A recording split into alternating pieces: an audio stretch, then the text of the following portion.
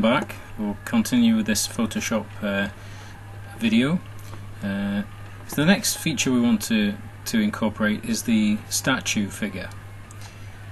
So we'll open that picture first. So File, Open, and I've got the cropped statue image here. And open. We'll copy the whole thing, so it's Ctrl A, Ctrl C. We can close that file now. And in this file, Ctrl V. Okay, let's rename this straight away to statue. And we want to place the statue. The marble's in the way, so let's turn off the marble layer so we can see what we're doing. And then get the move tool, and we'll move the statue over into position. We can change its opacity. Let's drop it down about 50%. Okay, now to simplify things here, to make it a bit more manageable for everybody, I'll give you a scale factor for shrinking the statue. Okay, so what we'll do is go to Edit, Transform, Scale, and we want this to scale evenly. Previously we held Shift and dragged the corner. An alternative way is to apply this chain lock between the width and the height, and then change one of these numbers. Okay, so the scale factor 63.5. Okay, accept that, so hit the tick or press enter, and then we'll move the picture into position. So let's get a bit closer.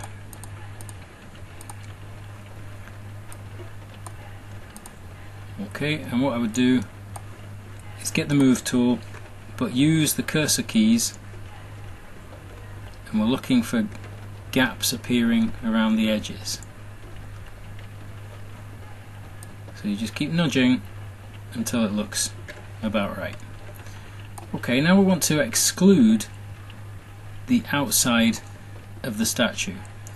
So we'll need to trace around this. So this will be a bit laborious. We have to use the polygonal lasso and draw around the statue.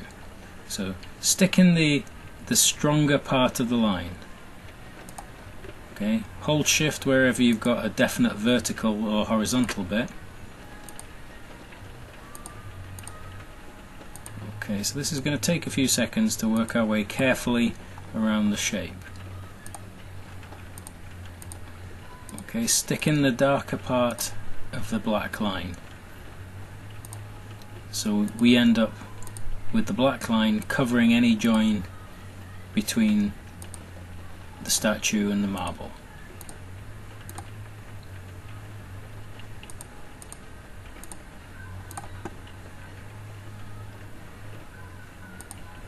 Okay, as I said, this will take a few seconds. I'm trying to go as fast as I can, but not too fast. If you click too quickly, you'll close the shape too early. I really want to avoid doing this while recording on the video, because you basically have to start again, and that would be a bit of a pain. We'll see. Okay, so you're just looking for any change of direction in this thick black line, just going nice and steadily around. Okay, come down. Couple of changes of direction. You're wanting to do things quickly, but you also want to do it carefully. So take your time with this. It's better to do it once relatively slowly than 2 or 3 times when trying to rush it. Okay, a bit of a longer line there.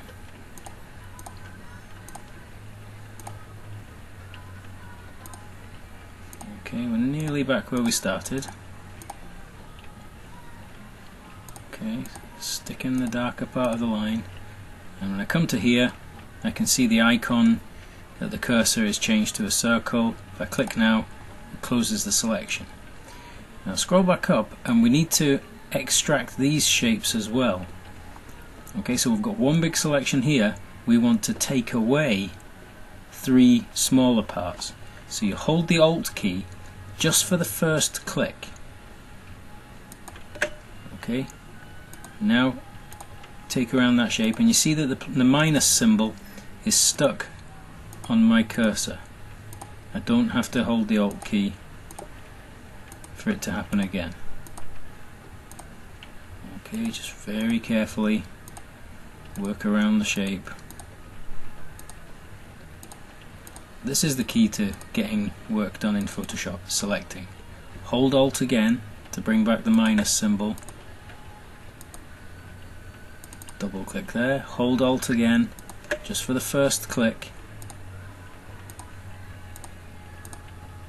Okay, I'm really concentrating on this, I don't want to do it twice.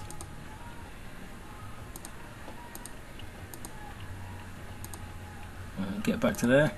Okay, so that's me created the selection. Now that was a tricky one, so I'd be better to save that as a channel just before I do anything else. So if I go to select and I want to save this selection, we'll create a new channel and we'll call it statue. And OK, just in case you accidentally deselect. Okay, now we want to delete everything that's outside the statue shape. So you can do an invert on the selection. So select, inverse. Okay, you should see dashed lines now right around the outside of the image. Okay, press delete and that should clear away everything else. Let's go back to layers and we can put the opacity back up to full strength. Do select and deselect. So I've got a nice crisp graphic of the statue. Now we want a shadow of the statue. So let's duplicate this layer. Just drag it onto the new layer icon. Let's call it Shadow Statue. Okay, get your move tool and you can drag that basically down at 45 degrees. So I'm pulling it down and I'm just making sure the feet go under the water. It'll just make things a bit easier if I do that. Okay, and I'm going to turn this into a shadow. What we need to do is desaturate it, which means get rid of the colour and make it darker. Okay, so you go to Image, Adjustments, Desaturate. That takes out any colour information. Then do Image, Adjustments, Brightness. And we might have to do this 3 or 4 times. Okay, see it's getting much darker. So it's Image, Adjustments, Brightness. It's looking more like a shadow now. Image, Adjustments, Brightness. Maybe just the one more time will be enough. Looks pretty dark now. Click OK. Okay, now the shadow wants to be only this part. We don't want it to overlap the rest of the design. So let's put a mask on that layer. So we haven't done this so far, but it's very easy to do. So I'm using the rectangular marquee, and let's get in a bit closer and do a selection in this area. Hold Shift, and we'll do an extra bit to that. So let's add in, whoa, it's whizzing here. I'll add in this area as well. Okay, so created a shape for cutting that up, and instead of cutting I'm going to create a mask, and this allows you to move the shadow later on and in a kind of a non-damaging way. So I think I have to invert this selection now. Do select, inverse, and then we add a layer mask. Okay, do you see what we've got here? The shape I created is now very small. It's difficult to see on screen. I'll see if I can make this work. Okay, if I take away the lock, then get the move tool, hold Alt and click in this part of the layer, and watch what happens when I move the person. It's kind of appearing behind her own mask. I see what I've done. I should have included another small bit in the mask. I see. I thought there was a gap between her legs. There isn't. I understand now. Okay, so let's put that back where it was. So edit, step backwards. I'm going to add another little bit into the mask. So I go to the mask. This is going to be a bit tricky. I need to take away a little bit of the mask here. Now I'm just going to have to actually just guess how big this is. So it's probably about that much. Okay, and I'll replace that with white. Let's see what that looks like. Pretty good actually. I think I got that spot on. Yeah, did. Lucky. Okay, but the shadow doesn't want to be full strength. If you want to be able to see through the shadow, you can usually see through a shadow, so 50% strength will be enough. Works quite well, doesn't it? Pretty convincing. Okay, we've got another area of shadow to add in, and that's a big bit of shadow from the corner of this wall. So we'll use the polygonal lasso for this. Start my triangle up here, hold shift, come down to this line, keep shift held. Okay, I'm holding alt now, and I'm going to try and zoom in. Actually it won't let me, so I'll come across to here, then I'll try. It's still not letting me zoom in. That's awkward. Okay, I'm just going to have to go from this range, and let's see how accurate that is. It's not brilliant. We're okay there. This is just looking a wee bit rough. So get your polygonal marquee, hold the Alt key, and we'll take away that little bit of the selection. And I could do with thinning this down slightly, so I'll skim the bottom off that as well. Okay. Zoom out. See what we've got. Okay, so this is going to be the next bit of shadow. So we'll put it on its own layer just to get control. So we'll create a new layer, and this will be shadow wall. This helps if you type it. Okay, the shadow color is solid black. So use the paint bucket, pour black into that shape, and then change its opacity, and it must be exactly the same as the other shadow. You can't have shadows that are different tones. Okay, so they're both 50% based on black. Select, deselect. So that's probably the most complicated bit, is the statue and the shadows. Okay, let's deal with what's happening in the background now. Okay, we'll need access to our channel. We need the selection. Yeah, we'll get it in a second. We'll do the we'll get hold of the trees first. So we're going to put some big trees in the background here. So we'll file, open. Okay, and I've got some pictures of trees. Also, their alpha map, their cutout or opacity map. So let's go with this one first, number 7. So we need to open both of these files at the same time. Click open.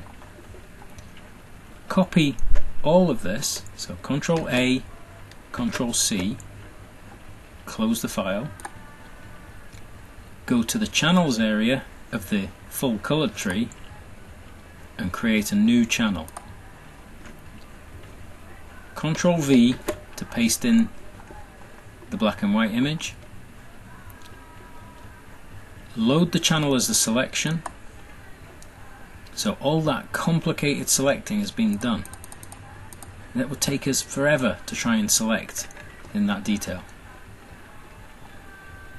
Click RGB, click Layers, and then do Control C to copy. Be brave and close this file. Don't save changes. Now do Control V. Okay, so we've got a cutout of the tree that we can place anywhere we want. It looks a bit small. These trees should be fairly big. So let's scale this up. So it would be Edit, Transform, Scale. Hold Shift and drag the corner so you get a proportional scaling. Okay, let's put this tree over this side. Okay, I'll apply that transformation and let's have a look at the base of the tree. Okay, it's sticking into the ground at the moment. Now we can add a mask to this again, just like we did with the statue shadow. So let's go to our channels and get hold of the shape we need. Click on the main mask, Control A, Control C. Click on RGB to return to normal, click on Layers. Okay, we want to add a layer mask to layer 1. Hold Alt and click on the layer mask itself. Let's zoom out so we can see what happens. Now do Control V. Now the black and white here is the wrong way round. So go to Image, Adjustments, Invert. Now it should be ready to work. Hold Alt and click on the tree itself. If I tuck this to the side, you can see now that the bottom of the tree is being chopped off. I didn't cut it or anything. Let's make sure this works. Go back to Layers, take the lock from the layer contents and the mask, and see what happens when you try and move the tree. Firstly do select and deselect. Then we'll try and move the tree. Can you see what's happening now? We're able to slide the tree anywhere we want in the background. Edit, Undo, Move. Okay, so we're going to repeat that with quite a few objects, setting up masks as we go. Back to Layers, let's be methodical and rename this. So we'll call this Tree 1. File, Open. Let's take the other tree this time, number 9. Take both files, Control A, Control C. Close the mask. Go to Channels, create a new channel, Control V. Click RGB, click Load Channel as Selection, then go to RGB, go to Layers, Control C to copy. Close the file. Don't save changes. Control V to bring the tree in. Move the tree where we want it. Let's say we'll have it here. Scale it up, so it's Edit, Transform, Scale.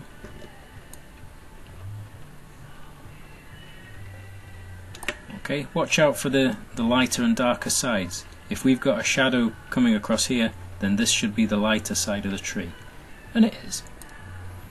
Okay, so let's place our tree about there and accept that. Let's hold Alt and go to the mask for Tree 1. Control A, Control C. Click Layer 1, add a layer mask, hold Alt, click in the mask, Control V. Take the lock off, hold Alt, click on the layer. Okay, so we're not damaging the tree objects in any way. We can move them around later if we wanted to. Select, deselect. We're going to do the same job with 2 shrubs. Let's rename this to Tree 2. File, Open. We've got a large shrub here. Click both parts and Open. I'll pick up the speed now. Control A, Control C, close. Channels, create a new channel. Control V, load the channel as selection. RGB, layers, Control C, close file. No. Control V, reposition and scale. Edit, transform, scale. Let's make it fairly big. Tuck it off the edge of the page a bit. Okay. Accept the scaling. Alt, click in the mask on Tree 2. Control A, Control C. Click Layer 1. Add layer mask. Hold Alt, click in mask. Control V. Unlock. Hold Alt, click layer contents. Select, deselect. The shrub should be movable. Okay, I'm going to adjust the position of Tree 2.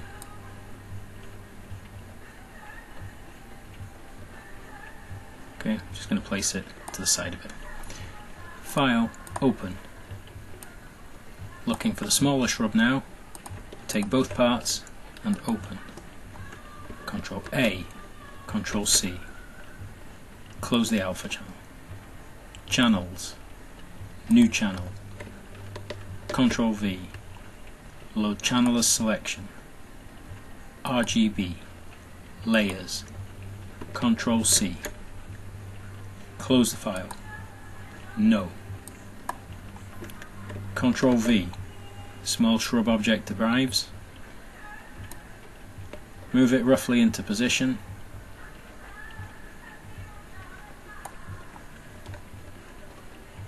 Hold Alt and click the mask on one of the other objects. Control A, Control C. Click Layer 2. Add layer mask. Hold Alt, click in mask. Control V, place mask. Unlock. Hold Alt, click layer contents, and let's rename these. Shrub small. Shrub large. Let's put the large shrub to the back. Let's put it behind the trees. That will work okay. Let's take all of these. So we hold Shift and I can pick all that vegetation, and I'm going to move it down so it's behind the tanking, just so it's generally further back in the image. So behind the tanking we've got all our vegetation. If things get very complicated in Photoshop, you can create folders. Okay? So if I wanted to group all those objects, it just brings the list a bit smaller. Gives you a lot more control. Okay, then a complete background. If we go to File, Open, I've got a large picture of the Montjuic telecommunications tower, base of it anyway. Click Open, Control A, Control C. Close the file. Select, deselect. Control V. Okay, we need this behind the line work. Then Edit, Transform, Scale. Now this is going to be pretty big. Okay, so let's make this pretty big. Okay, that's looking not too bad actually, just like that. Needs to be bigger than the image, you can't have a little white strip at the top, so let's just make it a tiny bit bigger. And nudge it to the side slightly, just to make sure we're over the edge of the image, and accept that. Okay, same masking needs done. Hold Alt, click in the shrub mask, Control A, Control C. Go back to layer 1, add a layer mask, hold Alt, click in the mask, Control V. Take the lock off, click Alt, hold Alt and click on the layer contents. It's dead easy. Once you get into that system, it's really quite repetitive, but it's quite easy to do. Okay, now these objects are a bit strong. Okay, I'd like to weaken them down. Okay, now I want to do the same thing to 5 layers, so that could be pretty repetitive work-wise. So what you do is you create an action. So if I go to Select, Deselect, go to Window, Actions, and now I've already got the action here, so I'm going to right click it and delete it. I'm going to click on it and delete it so I can show you how it's made. Okay, use this small icon here, click there and create a new action. So anything that's repeated, create an action for it, save yourself time. So we're going to call this Weaken Background and record. Okay, so whatever we do to this layer 1, this background photograph, we can use again on the trees. So it's recording at the moment, it's listening to everything I do. Okay, so I'll go to Image, Adjustments, Brightness, Contrast. Take the contrast right down. Okay, Image, Adjustments, Hue Saturation. We'll take the lightness up by 10. We'll take the saturation down by 10. Just takes a bit of the strength off the colours.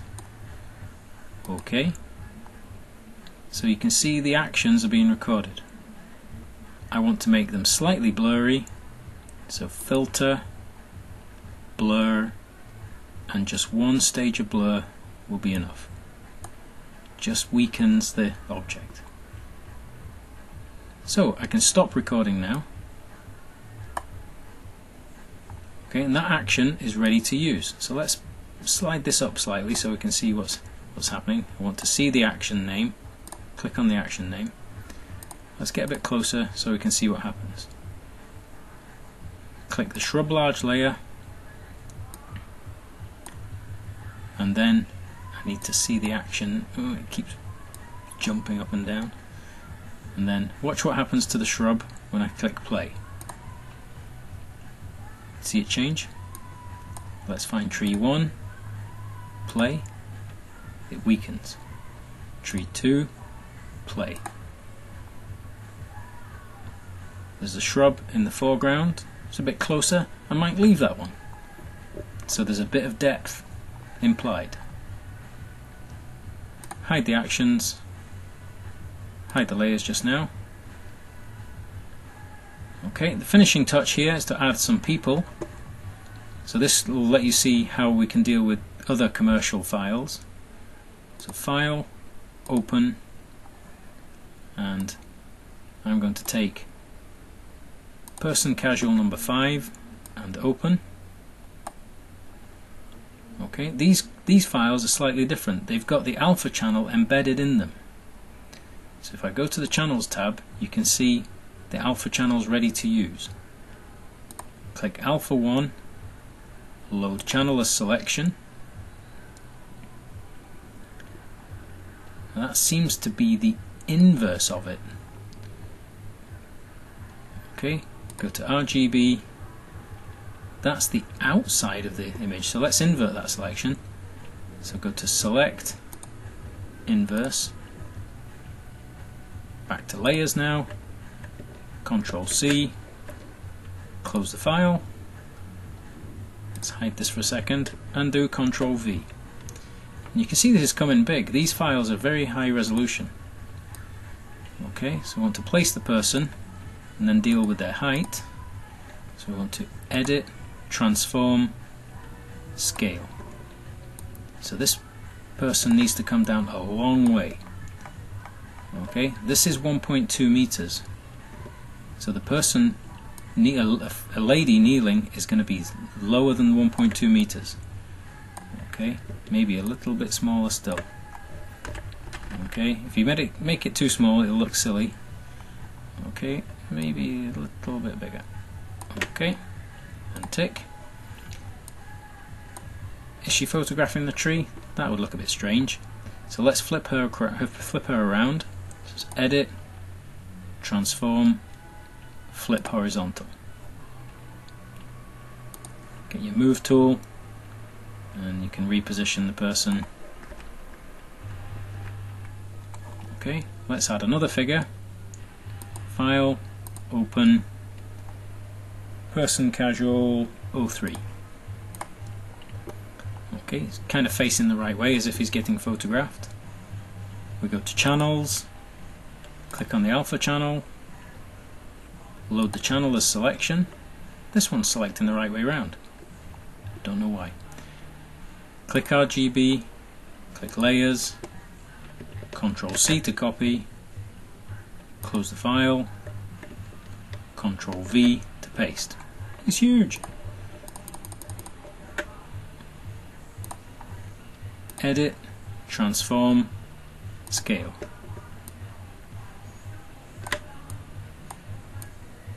Still too big. We need to zoom in. Hold Alt and roll your middle mouse button. Okay, 1.2 meters, that would make him nearly 2 meters high. Still too big. Okay, let's bring it down. Be about 1 point, something like that would probably be about right.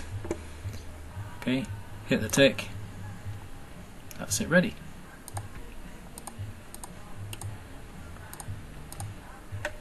Okay, layers. We've got some layers missing. We're missing the green marble. All the other layers are intact. What about a little bit of graphic work here? Okay, we've got a nice black space here. It would look good if there was maybe the plan of the building and an elevation alongside. Let's go for that. File, Open, Plan and Elevation PDF, Open. Media box is okay. Okay. Okay, so we've got the lines here. They're fairly high res. Do Image, Adjustments, Invert. I want white lines. Control A, Control C. Close the file. Don't save changes. Control V. Okay, I can see the plan is now white lines on the black. We need to scale this down. So Edit, Transform, Transform, Scale. I need a corner to be able to do this. Hold Shift so you don't lose your proportions. Okay, you can drag it back in. Hold Shift, drag again. Just keep doing that. We've got to keep it getting smaller and smaller until the plan fits in that space.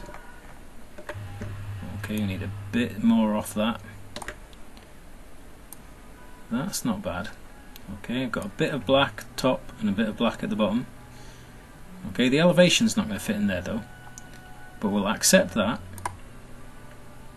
and then we'll move the elevation off it. So get your marquee tool, grab the top area here because this is where the elevation's sitting, and this time it's move. So we're still on this layer 4, but we're moving part of it around. Need a bit of space there. Okay, that's looking okay. I'll maybe try and line up with that strong line and bring it to the end of the plan. I'm not going to scale that again because it's the same scale as the plan. So I don't want to mess things up there. Okay, do select and deselect. Okay, that looks pretty weak. Okay, to strengthen that, you can duplicate the layer. Just drag it on. Notice it gets brighter. Do that again, it'll get brighter again. So instead of doing brightness, you can duplicate the layer. Okay, I've got a lot of layers there. Okay, two of these are the people, actually. So these are the plant. So let's merge these three together. So select them all, right click, merge layers, rename this to plan and elevation, and this is person 1 and this person 2. Let's have a look at the full list. Give ourselves a bit more space now. Have we got the people in the right place? They've ended up in, all these have ended up inside the group with the trees. So I want to get them out of there. So let's just drag them out of that group. Same with the plan and elevation, that doesn't want to be in with the trees. Groups can be renamed, so we could call this vegetation. It's really useful. Okay, let's zoom out and look at the finished article. It's looking not bad at all. Nice and crisp. It doesn't have to stay, with all this kind of multicolour and different contrasts and things. You could try and unite things. So let's see if we can get that to work. One thing I haven't done is actually bring the lines back to the top. Okay, that's one thing we could do, is if we take the plan and elevation and put that right at the very top, okay, and duplicate the line work and move that so it's just underneath the plan and elevation. That restores the definition to the drawing. You see how it adds a bit of crispness to the drawing? Okay, so what we could do is merge a lot of these layers together. So leaving the plan and elevation where they are, and leaving we'll take the line work as well. So we click line work, copy, hold shift, get all those layers, and then merge them. So this is a very last thing you would do because it basically destroys everything. Merge the layers and then possibly assign a filter to that. So filter, we have a filter gallery. We'll make this a bit smaller because it's enormous. Okay, let's make it a bit smaller and zoom out a bit here so you can see what the effect you can have with different filters on the image. They take a few seconds to change because there's a lot of work here, but the graphic pen's a really good one. Everything looks good with the graphic pen. So you click OK, and because the plan and elevation are above the merged object, they're still nice and crisp. Very subjective. You might think it looks useless, other people might think it looks great. So Control Z if you don't want to do that, Control Z again, Control Alt Z twice to unmerge all those layers. File, save as, and this is your final version, so maybe just call this presentation PSD. Click Save. Okay, Doesn't stop you saving as a JPEG or whatever, so you can do File, Save As, and if you want a JPEG image you want to send to somebody, what basically happens is it doesn't let you keep any layers or alpha channels, it just squashes it temporarily to create the image.